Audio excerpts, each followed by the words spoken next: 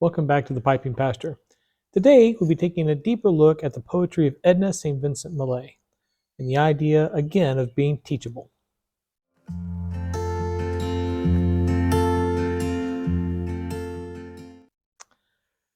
Today, I am enjoying some Fusiliers ration in my current Meerschaum church warden.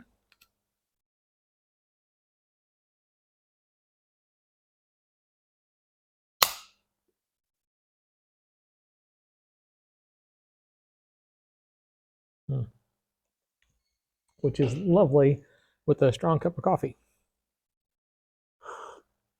Well, I have had recently the coming together of a few different things that have really inspired me to make this video today.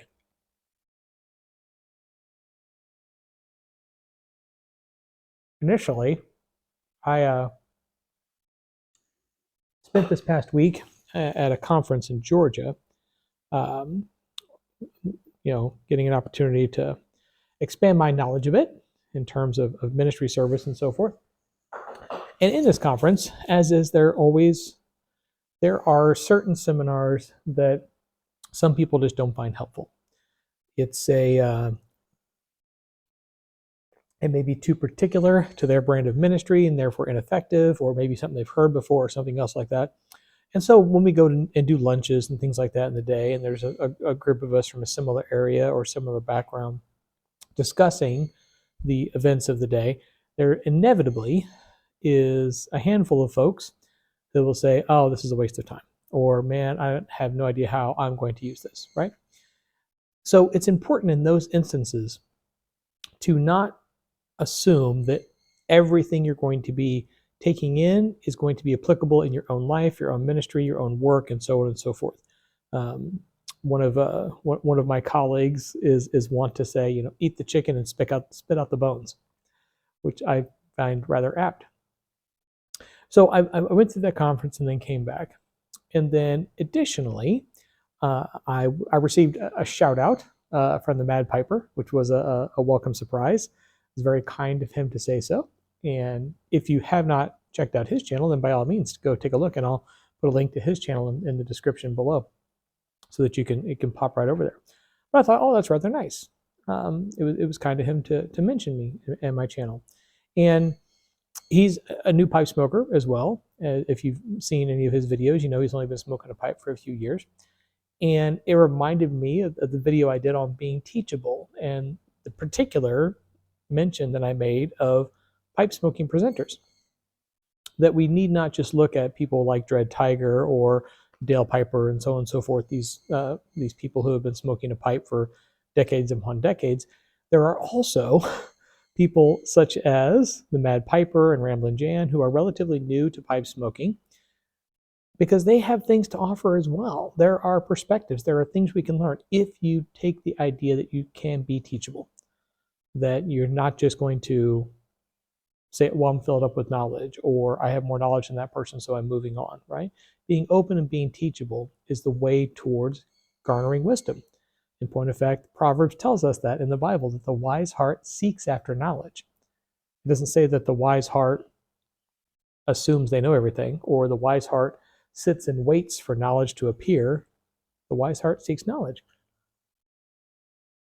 And you never know where you're going to find knowledge until you look and you remain open to it. So that was the second thing. The third thing, as I said, all these things kind of came together in a perfect storm, was that whenever I travel, and I unfortunately have to travel quite a bit. I shouldn't say unfortunately. It's a blessing. I get to minister to various different people across the country in different contexts and so on and so forth, and I get a chance to learn, but it sometimes can be tiresome. It is nice to, be home for extended periods of time whenever I can manage it. But one of the things I like to do when I travel is to hit used bookstores. Because I believe in supporting the local economy and private industry and private business. And I think that the private bookstore, much like the private pipe shop, should be supported. Brick and mortar stores like that should be supported with our finances. And the second thing, of course, is just because it's fun, right? Just to pop around in those shops and find things, right? And in this little bookshop, I found this wee gem, which is a collection of the poetry of Edna St. Vincent Millay. Now, I mentioned Edna St. Vincent Millay previously in another Poetry in the Bible video, and I have a few of her poems, but they're all in anthologies. I had never found a full collection of her work in and of itself. And so I was just browsing around the store, and I found a collection of contemporary Scottish poetry, which I snagged right away. And I'm going to get into that here in the coming days, I imagine.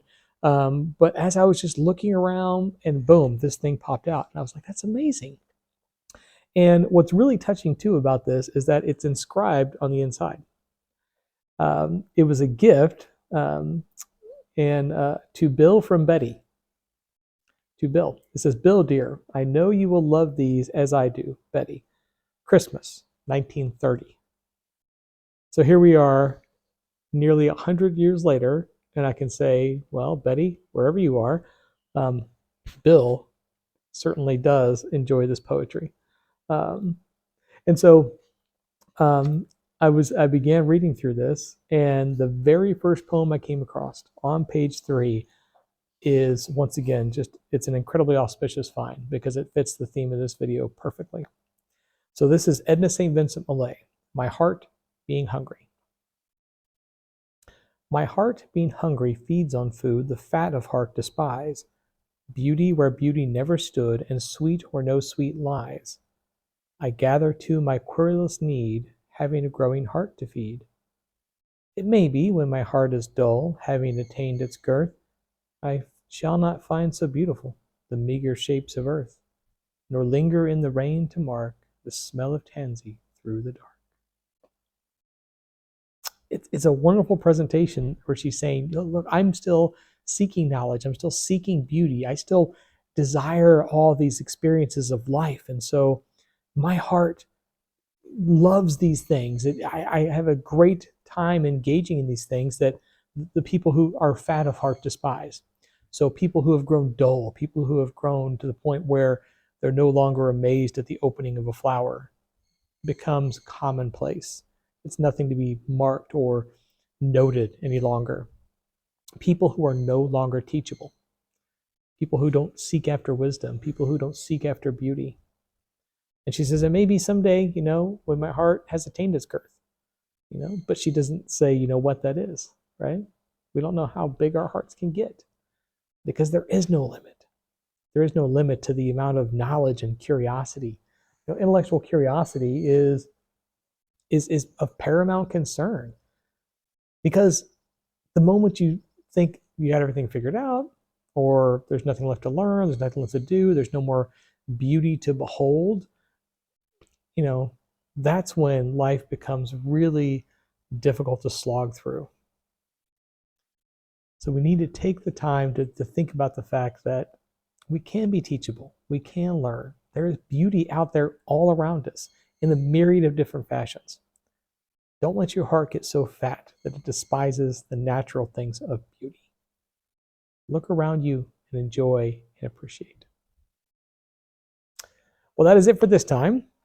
I will also make one more small note, and that is that I know some of you also follow Malcolm Geit's channel. I know I'm a big fan.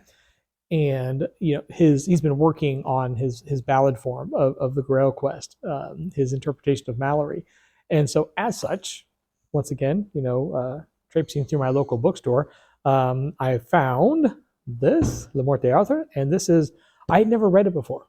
I've seen, like most of you, King Arthur's story and the Grail Quest story done in popular fiction in a myriad of different ways, and short stories and adaptations. I'd never read Mallory's original, cover to cover. And as you can see, it's not, it's by no means a small book. But I was like, you know what? In order that I can fully appreciate the work that Malcolm Geit has put into his ballad form that he will be coming out with shortly, because it's finally getting to the point where we can publish and read. I want to do some background. I want to contextualize the content that I'm about to absorb.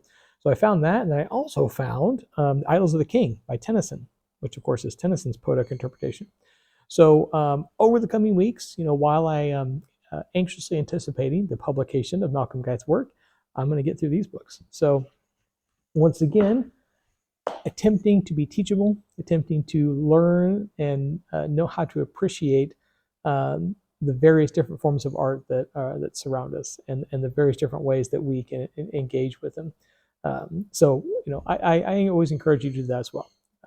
You can sometimes find more enjoyment in different forms of art by getting some background and getting involved in it. Studying an artist before you go view their paintings in a gallery, or doing some background information before you read a poem. Taking some time to really delve into the subject, which of course is another great blessing of the pipe, is that it forces us to slow down so we can really do that and really enjoy those things and really spend some time indulging our intellectual curiosity. The blessings of the pipe, that might be a video in and of itself where I talk about some of those things, because there are many. But in any case, speaking of the blessings of the pipe, I am going to enjoy my blessings just now. So I hope that you have a lovely week, and as always, happy reading.